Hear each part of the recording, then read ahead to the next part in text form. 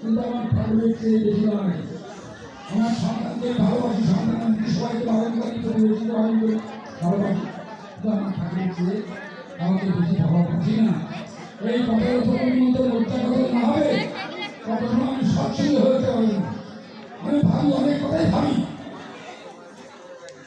আজকে আপনার যে কথাগুলো এখনো নিজে সরকারের সভাপতি ঠাকুর সবচেয়ে বড় সম্মান দিয়ে ভিডিও কর্মীদেরকে দিয়েছেন, ওর পিছনে ডাক দিয়ে ওর সম্মানটা খাটো হয়ে যায়।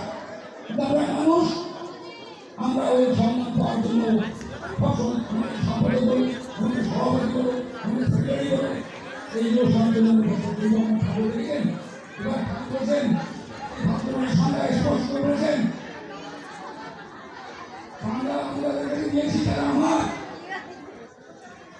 কিন্তু এসে বড় সম্মান দিয়ে কাগজের নাই।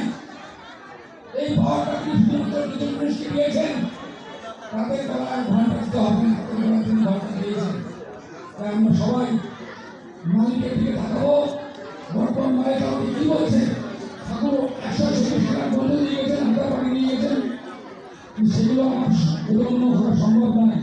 এখন আমার ঠাকুর কি বলছেন আর সেই বলেন বর্তমান হিন্দুস্তান বলছেন, বর্তমান হিন্দু অভিনয় বলছেন, এগুলো আমরা পালন করার চেষ্টা করি।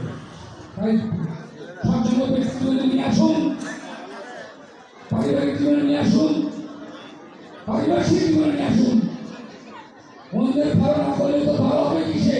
এই তো শুধু ভালো হওয়ার দিশে। মন্দির ভালোবাসতে জানি না আমরা।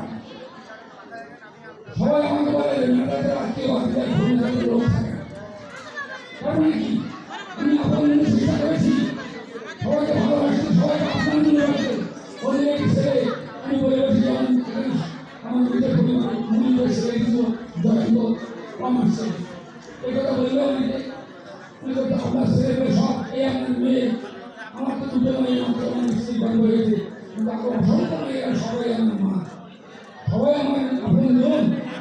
যতক্ষণ আপনাদের ভাবতে থাকবেন ততক্ষণ সচ্ছল হতে পারবেন। অন্যকে আপনার ভাবুন, আপনার সেই বেশি করে ভাবুন, তাহলে সচ্ছল হওয়া যাবে। মানে খালি সকল সন্ধ্যা স্তুতি করলেন, প্রার্থনা করলেন, সচ্ছল হওয়া যাবে। দয়া করে সবাই বর্তমান মনকে দিয়ে তাকান, তিনি যেভাবে বলেন সেভাবে চলার চেষ্টা করুন। ওই ভাব পৃথিবীর আগামী 2039 সালের মধ্যে পুলিশ 80% মানুষের বিদায় হতে হবে, তার মধ্যে আপনাকে বিচারতে হবে। আর সেই কৌশল আপনাদের দিচ্ছেন, সেগুলো জানুন, সেগুলো পালন করুন। আপনাদের সবাই মঙ্গল কামনা করি। আমার সদ্য ধন্যবাদ জোরবাবু অত্যন্ত পরিশ্রম করে আয়োজন করেছে। আমি জানি এগুলো করতে আমরা কলকাতা বুঝি,